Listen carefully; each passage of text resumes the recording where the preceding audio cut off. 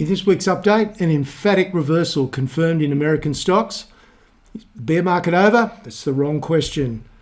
And a telling reversal in gold. Do we trust it? My name's Garry Davis. As always, this is general advice, and please remember to like and subscribe the video. Okay, last week I said there wouldn't be a video this week because it was a milestone birthday for me on Sunday, and that's obviously still the case. But it's been such a positive week, such a pivotal week in America, and to a degree in Australia, that I couldn't help myself. So I'm recording this on Friday, and so we're still one session short in the US of completing the week, but I still think the action we've seen so far is relevant. So just a quick recap on what I said last week. So this was the one of the first slides last week. Is the bear market over, and is it time to buy? And I made the case that if you're a conservative investor, you probably need a bit more confirmation. Well, frankly, I think we're pretty close to having achieved that now. I said if you're a volatility-resistant investor, then the weight of evidence was now really quite compelling. But that sensible stops are still a good idea. There's no guarantees in the market just because there's a reversal with a massive weight of evidence behind it. Doesn't mean that circumstances can't change and we could head back down again. But certainly the weight of evidence does not support that. It would require a change in the circumstances and therefore a change in the thinking of the market for that to happen. But the key to this is your plan, and I'll have more to say about that. So just going back to this, the point that I raised in the opening slide about is the bear market over, which is the question that everybody's asking and wanting an answer to, and that's normal, that's natural human psychology, but it's actually the wrong question because it's just going to be a big negative for you. And the reason that it's a negative is that it's an unknowable fact as to whether the bear market's over. I'll tell you in 3 months' time or 6 months' time that the bear market is over. So it can't be knowable. And all it, in my mind, I think it's asking that question and searching for the answer to that question is actually worse than not doing it at all. Because what it does, and there's any number of thousands of people out there, commentators out there that have got an opinion on this, who are chasing a headline. The problem is that it puts a thought in your mind that actually stops you from seeing things clearly. So in my mind, asking that question is actually worse than not asking it at all. And I think you're better off just staying away from it. It's not a black or red situation. It's either a bear market or a bull market. That's not relevant. What's relevant is how can you structure your activities to meet your needs? And you can do that whether it's a bull market or a bear market. It doesn't matter. So the right questions to be asking are, how compelling is the weight of evidence? And I've been presenting that now for the last 4 weeks. I've been very much, against the tide of opinion, which has been that, the bear market is not finished. The second question you should be asking is, how does it fit with my risk management plan? And different investors have different risk management plans. So it's a very individual thing. And if you're not clear on that, then you really shouldn't be investing, to be honest. And then the third question is, how can I make my portfolio composition better for me, even if the bear market continues? And again, you can control most things in the market. A lot of people think that the market is just totally out of our control. We can't do anything about it. But we can actually control most things, and we can certainly control what the composition of our portfolio we want it to look like in 6 months, how we enter, how we manage, all those sort of things. So there's a bit of food for thought. Now, the weight of evidence has been building now for about 4 weeks. I've been, covering it since then. I was, obviously, hedging my bets because the weight of evidence wasn't that compelling as it is now. But it certainly has been building. And if you've been watching this video over the last 4 weeks, then you'll know that that's the case. I've just been ticking off the boxes. And this has definitely not been the dominant theme. and still isn't. I think a lot of the commentators have been caught out looking at ineffective indicators. They've been looking at the traditional indicators that most people look at, and they're just not the things that really tell you where the money is flowing and when those money flows are reversing. So they've been using ineffective indicators, and they've been led by their gut feel, what they think should be. And I read a lot of opinions from all over the world. So, I got a good feel for what the majority of commentators out there are saying. But the evidence is, as I've been presenting to you for the last month, the smart money has been buying. And certainly in the last couple of days in America, that has really ramped up to another level, and particularly overnight. So, that's just the situation. That is what the market has been telling us. So let's jump in and take a look at some charts. So we'll start first of all with the actual indices themselves, which tell you a little bit, but they don't really tell you where the money is going, and therefore is the bear market sustainable. You've got to look at other ratios to determine that. So this is the S&P, and we've now clearly got higher highs and higher lows. We've got a short-term breakout, absolutely no question about it, and we've regained back above the 50-day moving average. That's important. Now, obviously, longer term, we want to see it back above the 200-day moving average. But at the moment, this is very much a change of character. The news couldn't be much worse. Inflation is still going up. Costs of living are still going up. The news is terrible, but the market is turned, and that's a change of character that you can't ignore. If we look at the NASDAQ, same thing, higher highs, higher lows. I'll feel more comfortable when we get above this level, which I talked about last week, for more conservative investors. But there's no question, we've now got a reversal, and we've got a reversal in the face of bad news and really poor public opinion. And that's what happens at major lows in bear markets. The market just does something that makes no sense at all. And it's happening again. Let's look at small caps just to show you that this is a very broad brushed reversal. This is not just the leading stocks gathering some favour at the moment, and it's going to fizzle out again. This is the IWM, the Russell 2000 for small caps. Higher highs, higher lows. There is no question that the breadth in the US market of this reversal is very, very impressive. All right, let's go and look at the spreads. So these are the really important charts. The NASDAQ versus the S&P. Look at the last two sessions. So not only are all the indices going up, but the NASDAQ is clearly outperforming. Money is flowing into the growth sectors with increasing confidence. Look at the consumer discretionary versus consumer staples. What a change in just the last few days. That is quite dramatic. And last Sunday I was, I think, applauding because it was just holding its own. It was down here somewhere. And I thought that was pretty good. But now we're seeing significant outperformance when supposedly the US consumer is getting squeezed. This is Russell 1000 growth versus 1000 values. No question, series of higher highs, higher lows. The mid-caps, US mid-caps versus the S&P. No question about that. Higher highs, higher lows. And this is the large cap growth versus large cap value. Quite a significant move up in the last few weeks. So there's no question that the smart money is doing what you would not expect it to do if you just looked at the news.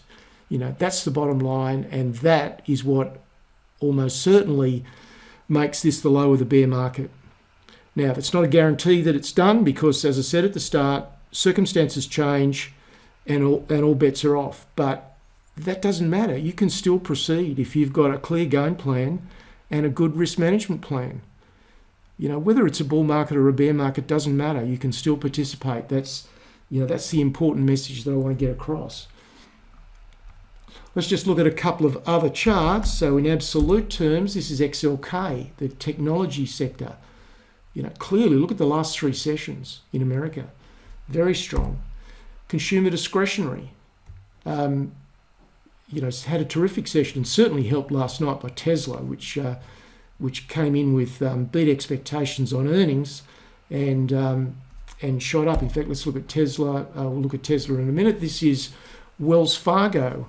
They missed estimates last Friday. I think I might have talked about this last weekend, but look at the price action. Huge change of character in the face of missing estimates. Most people would scratch their head and say, how can that possibly be? And the reason is because the stock had been sold off in the months before on expectation the results, would be worse. And it's overshot to the downside. Other things like unwinding of ETFs, margin calls, all those sort of things cause prices to get pushed down more than they should. And so even though they missed the estimate, the smart money can see that the worst case scenario has been more than priced in. And so we start to get a significant rally. And then look at Tesla last night. They beat on earnings expectations. And look at that candle, look at the volume. Very, very impressive. Okay, so that's the situation with the market, and I thought it was, very important for you to, get that perspective, even though we haven't had the completion of the week yet. Let's look at precious metals, the other area worth looking at.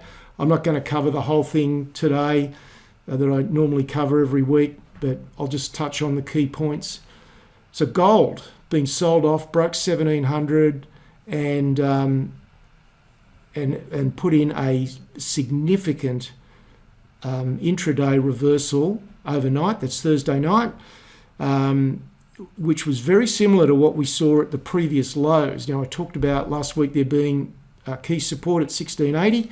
Well, that support held and proved to be very pivotal. And at one stage, I think gold was probably down by $60, $70. Ended up $10 on the week to date at 1718. And then when we look at GDX, it's reversed, but it's not emphatically like I would want to see. So whilst I note the reversal in the gold price, and that intraday reversal can't be ignored, at the stock level, stocks normally lead the underlying metal. I'm just not seeing it yet. So my stance on the precious metals market is still the same. Let's not guess at this. Let's not have fear of missing out on the next rally in gold stocks. As far as the US is concerned and global gold stocks, they're just not doing it yet. And we've got to let the money flows show us when that's going to start to happen. So this is the big key reversal. We got an intraday crash on the 9th of August last year, and an intraday recovery all in the one day. And it formed this low, which also equated to previous lows of June 2020, March 2021, and the end of March 2021. So this was very, very pivotal because it was such an emphatic reversal. We closed the previous night at 1764, and on this day we hit a low of 1684, down $90, but then bounced and closed up at 1730. Huge intraday reversal. Well, look at the candle last night. That's very emphatic. It's a very emphatic reversal. When you open down, you sell off further, you come off key support, and you close right up on the highs. So that's impressive. What's not impressive is GDX. Not terribly impressive there at all. That's a disappointing response for me. So I'm still neutral at best on the gold sector. Okay, wrapping it up.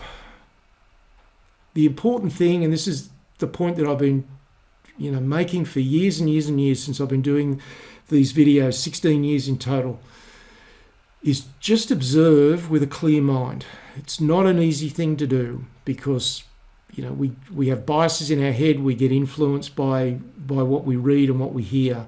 But the more that you can clear your mind and just let the evidence show you what's going on, the better you are. And if you're surfing the net for opinions from so-called experts, then I think it's worse than a waste of time, because, as I said at the start, it puts a bias, it puts a way of thinking in your mind that makes it difficult to see the reality.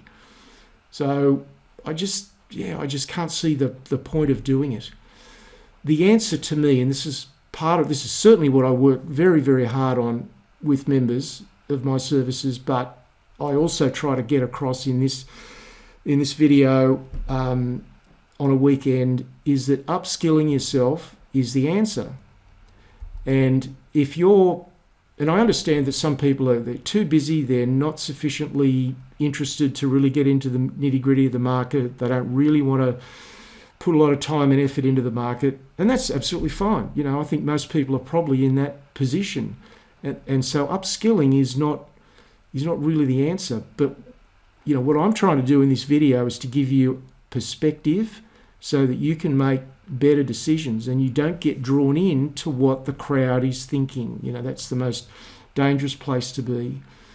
And certainly for members, we spend a lot of time working on a clear plan, sensible risk management for the individual member, because it varies quite widely for different people. And then with all the support mechanisms, have confident execution. Feel comfortable that you're going to get the balance, the favourable balance of your decisions work out positively. You'll never get them all right, but if you can execute confidently, knowing that you've got a process that's going to stand the test of time, then that's really all you can do. And as well as obviously smart money, starting to buy 3-4 weeks ago, members have been buying over the last 2 weeks as well. So we've made some good progress already with the stocks that we've bought. And if you're a non-member and you haven't taken the $1 trial to Portfolio Analyst to get a sense of how I do things, then that $1 trial is there, and the opportunity to see what we're doing. The most important thing that I can do is help you with upskilling your view of the market, rather than it's teaching you how to fish rather than giving you a fish, if you like, to quote the well-used phrase. Portfolio Analyst last week, we covered what I'm spending my cash on, so putting a conservative investor's hat on, given that we've got uncertainties. The bear market, the weight of evidence looks like it's done, but things can always change. So what would a conservative investor, how should they think about the market and how should they structure things? So I think that was a pretty good session, and just a bit of a plan that goes around that. So that's it. It's certainly nice to be talking about the market having made a positive turn, and the weight of evidence is now even more compelling than it was last weekend. So that's it. Just a quick, brief update, and hopefully we can finish well on Friday night into the weekend in the US as well. That's it. I'll be back with you next Sunday with a more full edition. Cheers.